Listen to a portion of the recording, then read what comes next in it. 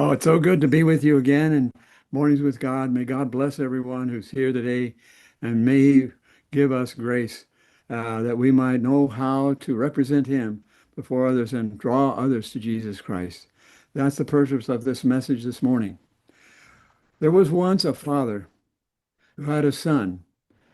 They farmed a little piece of land, and several times a year they would load up their old ox cart and take it to a nearest city. Except for the name and the patch of ground, father and son had little in common with each other. The old man believed in taking it easy. The boy was unusually in a hurry. He was a go-getter.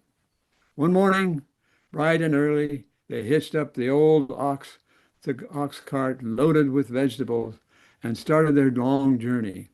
The son figured that if they walked faster, kept going all day and all night, they'd make the market by early morning. So he kept prodding the old ox with a stick, urging the beast to get on the move. "Take it easy, son," said the old man. "You'll last longer. But if we get to the market ahead of the others, we'll have a better chance to get good price for our goods." No reply. Dad just pulled his hat down over his eyes and fell asleep on the seat. Itchy and irritated, the young man kept prodding the old ox to walk faster. His stubborn pace refused to change. 4 hours and 4 miles later down the road, they came to a little house. The father suddenly woke up, smiled, and said, "Here's your uncle's place. Let's stop and say hi." "But we'll lose an hour. We've lost an hour already," complained the hotshot. "Then a few more minutes won't matter. My brother and I live so close, yet we see each other so seldom." The father answered slowly, and the boy fidgeted and fumed while the two old men laughed and talked away almost an hour. And on the move again, the man took his turn leading the ox. As they approached a fork in the road, the father led the ox to the right. "The left is the shorter way," said the son. "I know it," replied the old man, "but this way is so much prettier." "Have you no respect for time?" the young man asked impatiently. "Oh, I respect it very much. That's why I like to look at beauty and enjoy every moment to the fullest." The winding path led through a graceful meadow, flowers, and along a rippling stream, all of which the young man mused with a churned uh, with a charm, missed as he missed the charm of the place. Preoccupied and boiling with anxiety, he didn't even notice how lovely the sunset was about to happen that day. Twilight found them in what looked like a huge, colorful garden. The old man breathed in the aroma, listened to the babbling brook, and pulled the ox to a halt. "Let's sleep here," he sighed. "This is the last trip I'm taking with you," snapped the son. You're more interested in watching sunsets and smelling the flowers than in making money." "Why, that's the nicest thing you ever said to me in a long time," smiled the dad. A couple of minutes later, he was snoring. As his boy glared back at the stars, the night dragged slowly. The sun was restless. Before sunning up, young man hurried. They shook his father awake. They hitched up the old ox and were on their way down the road again. But it happened that they ran into someone else, a farmer trying to get his cart out of the ditch. "Let's give them a hand," whispered the old man. "And lose more time," the voice exploded. "Relax, son. You might be in a ditch yourself someday. We need to help others. Don't forget that." The boy looked away in anger. It was almost 8 o'clock in the morning by the time the other cart was pulled out onto the road. Suddenly, a great flash split the sky, with which that sounded like thunder, followed, and beyond the hills, the sky grew dark. Looks like a big rain in the city, said the old man. As if he had hurried, if we'd hurried, we'd be almost there and sold out by now, grumbled his son. Take it easy. You'll last longer. And you'll enjoy life so much more. It was late in the afternoon, after a hard rain, that they crossed the hill and overlooked the city. They stopped and looked down at it for a long time. Neither of them said a word. Finally, the young man put his hand on his father's shoulder and said, I see what you mean, Dad. That day was August 6, 1945. They turned their cart around and began rolling slowly away from what had once been the city of Hiroshima. That was 80 years and just 2 days ago. Patience is the best remedy for trouble. A great king died because of persistence and impatience. He was the last great king of Israel. His name was Josiah. And if you read the story in Second Chronicles 35, verses 34 and 35, you see how this little young boy rose to great heights and even had the greatest Passover in Israel in the history of that country. But he became proud, it seems, and wanted to have his own way. Pharaoh Necho came to his country in a way, and he was going to go and take care of some business with a neighbor of Josiah. And Josiah decided, I'm going to make war with the king of Egypt. But the king of Egypt said to him, with an ambassador, he says, what have I to do with thee, thou king of Judah? I come not against thee this day, but against the house wherewith I have war. For God command me to make haste. Forbear thee, and from meddling with God, who is with me, that he destroy thee not. Well, you know what? Josiah died that day. He wouldn't take the advice that Pharaoh said that had come to him. He wasn't taking war with Josiah. He wasn't called to come and fight with him, but he took up a battle that was not his. And so he died. One of my children said, pick your battles. You only have so few you can win. So we need to be in fear of God and wait on him. Oh God, we pray, be not far from me. Oh God, make haste and help me, is a prayer from Psalm 71.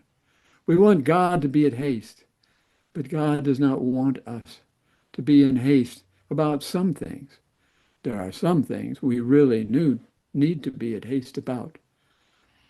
Unsanctified persistence is stubbornness, but sanctified persistence is faithfulness. Isaiah has told us in not too many words that he that believeth shall not make haste. Isaiah 28:16. For hastiness is like stubbornness that has not come to control. And stubbornness is like idolatry and iniquity. But sanctified persistence is trust in God and a willingness to act in a right direction at the right time.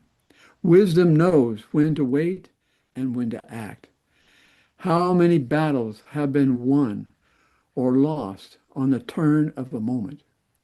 There are some things we are to be at haste in, We're to flee from fornication and every sin that a man doth that is without the body. But fornication is against your own body. 1 Corinthians 6:18. And 2 Timothy 2:22. Flee also youthful lusts. So there are times we must flee.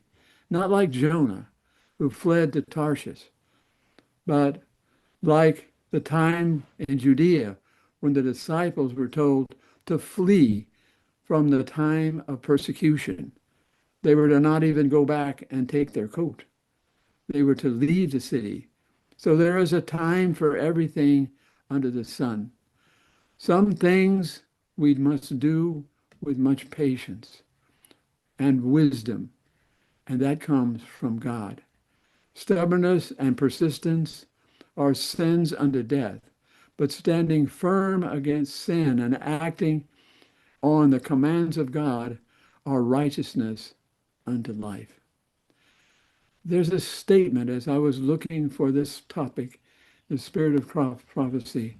I did not find anything where Sister White talks about patience equating persistence. Never one word in that direction. Quite opposite, in fact. And there was one statement that really stuck out in my mind. It's in manuscripts, but also in Evangelism, page 543. In times past, she writes, some in the sanitarium have felt it their duty to introduce the Sabbath question in all places. They have urged it upon the patients, with earnestness and persistence. To such the angels of God would say, not words, but deeds. The daily life tells much more than any number of words. A uniform cheerfulness, tender kindness, Christian benevolence, patience, and love will melt away prejudice and open the heart to the reception of the truth. Few understand the power of these precious influences. The world is asleep to the gospel. We are to be watchmen to wake them out of sleep. Crying peace and safety is not our thing to do. The scriptures must be diligently studied. But as we proceed with the opportunities that God has given us to preach the truth, we can open up minds to the vistas of a world to come, of a world in which there is birds and flowers and a brook and a time to enjoy what God has given. We need to practice the gentle as well as the strong virtues. We need to think about where we are and what we're doing and why God has called us here. Yes, we need the sterner virtues of energy, integrity, honesty, patience, courage, diligence, and practical godliness. But we also need to practice the gentle virtues of listening, of comforting, and taking care of one another. There are many around us who are hurting. For instance, the family of Joel is now about to bury his mother. We need to consider what is going on there. There are some now who have been selected for new offices in the church, like in the Philippines. Let's take some time to pray for those brethren and sisters. Let's think about who is in need of our presence and our time, that we might not be missing in their lives when they need us, that we can take into hand the things that God has given. We must not betray our trust. Every father has a special job in his family. And there's a statement that I want to leave you with in all of this. The father must not betray his sacred trust.